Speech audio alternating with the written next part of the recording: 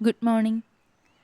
നമുക്കറിയാം, നമ്മുടെ ഭൂമി എന്നത് ജൈവസമ്പന്നതയുടെയും നിരവധി ആവാസ വ്യവസ്ഥകളുടെയും കലവറയാണ്. നമുക്ക് ചുറ്റുമുള്ള പ്രകൃതി നിരീക്ഷിച്ചാൽ മനസ്സിലാകും, പ്രകൃതിയുടെ സൗന്ദര്യത്തിന് മാറ്റുകൂട്ടുന്നത് അവിടെ വസിക്കുന്ന ജീവികളുടെ സാന്നിധ്യവും അവയുടെ വൈവിധ്യവും ഒക്കെയാണ്. ജീവരൂപങ്ങൾ വ്യത്യസ്തങ്ങളാണെങ്കിലും പ്രകൃതിയിൽ ഒരു ജീവിയും ഒറ്റപ്പെട്ടല്ല നിലനിൽക്കുന്നത് എന്നും നമുക്കറിയാം. അവ തമ്മിൽ പരസ്പര ആശ്രയത്വമുണ്ട്.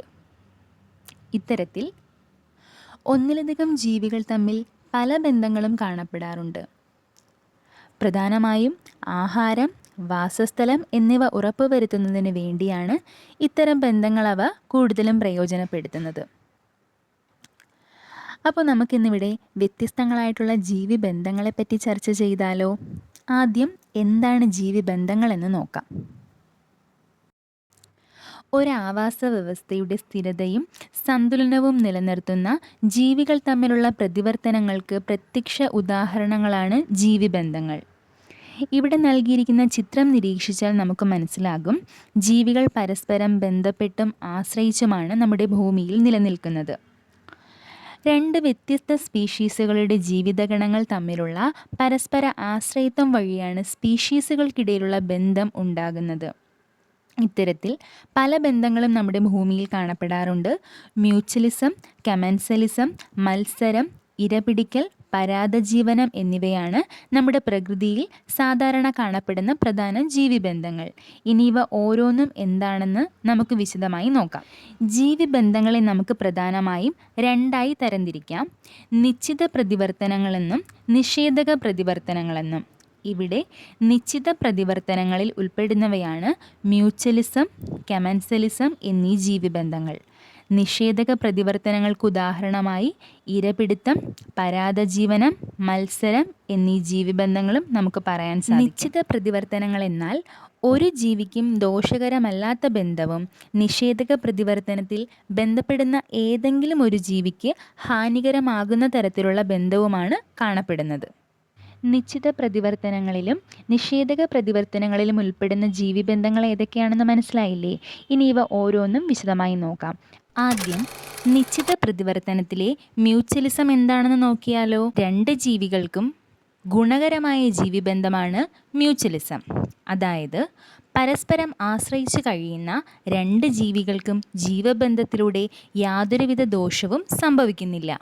ഈ ചിത്രം നോക്കിയേ, പൂവും പൂമ്പാറ്റയും തമ്മിലുള്ള ബന്ധമല്ലേ അത്?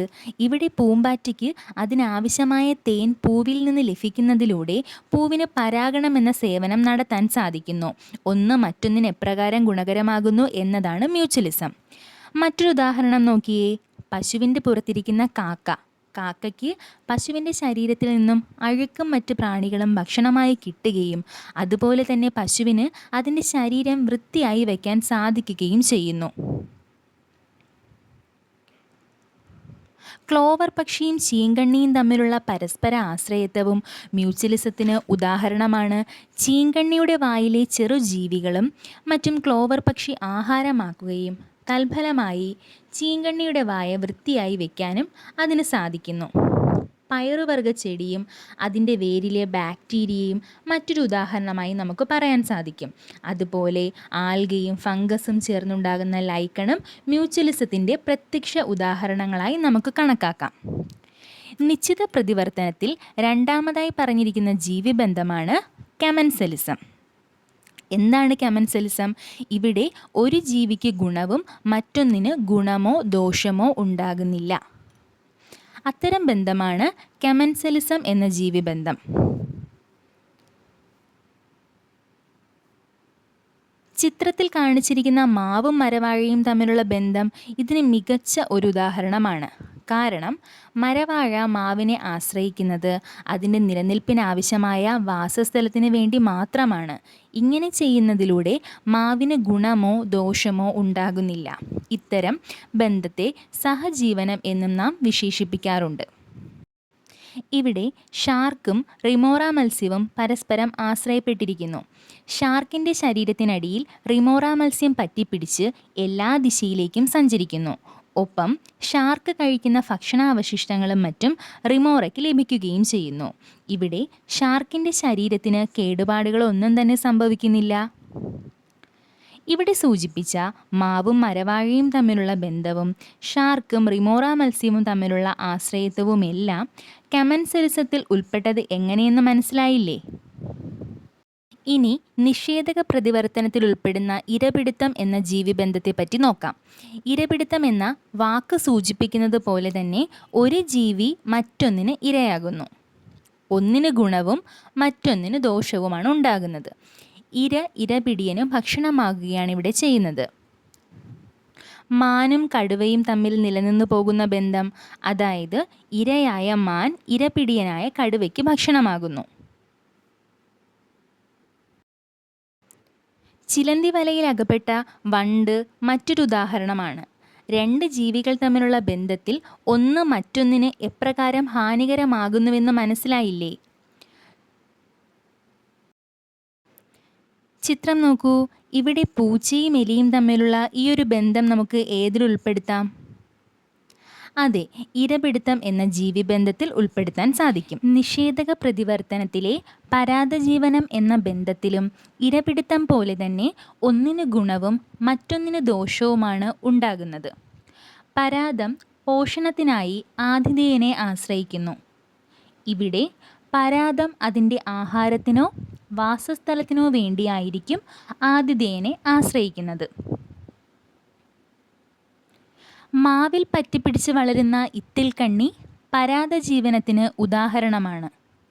വർഷങ്ങളോളം മരത്തിൽ പറ്റി വളരുന്ന ഈ ഇത്തിൽക്കണ്ണി അതിൻ്റെ വേരുകൾ ഉപയോഗിച്ച് മാവിൽ സംഭരിച്ചിരിക്കുന്ന ജലവും ലവണവും മറ്റും വലിച്ചെടുക്കുന്നു. കാലക്രമേണ മാവ് മുഴുവനായും നശിച്ചു പോകാനുള്ള സാധ്യതയും ഉണ്ടാകുന്നു. ഇവിടെ പരാദം എന്നത് ഇത്തിൽക്കണ്ണിയും ആതിഥേയൻ മാവ് പോലുള്ള മരങ്ങളുമാണ്.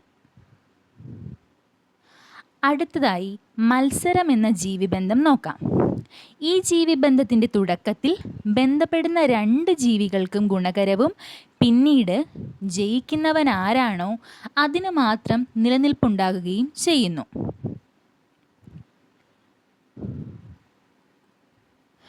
ഒരു വയലിൽ കൃഷി ചെയ്യുന്ന നെൽനാമ്പിനൊപ്പം വളരുന്ന കളകൾ മത്സരം എന്ന ജീവിബന്ധത്തിന് ഉദാഹരണമായി നമുക്ക് പറയാം. കാരണം ഇവിടെ തുടക്കത്തിൽ രണ്ടും ഒരുപോലെ വളരുന്നുണ്ടെങ്കിലും കാലക്രമേണ അതിജീവന ശക്തി കൂടിയ കളകൾ നെല്ലുകളെ അപേക്ഷിച്ച് ആ പ്രദേശം മുഴുവൻ വ്യാപിച്ചു വളരാൻ തുടങ്ങുന്നു. മാത്രമല്ല, പുലിയും സിംഹവുമൊക്കെ ഇരകളെ മത്സരിച്ച് വേട്ടയാടുന്നത് മറ്റൊരു തരത്തിൽ നമുക്ക് മത്സരം എന്ന ജീവിബന്ധത്തിൽ ഉൾപ്പെടുത്താം.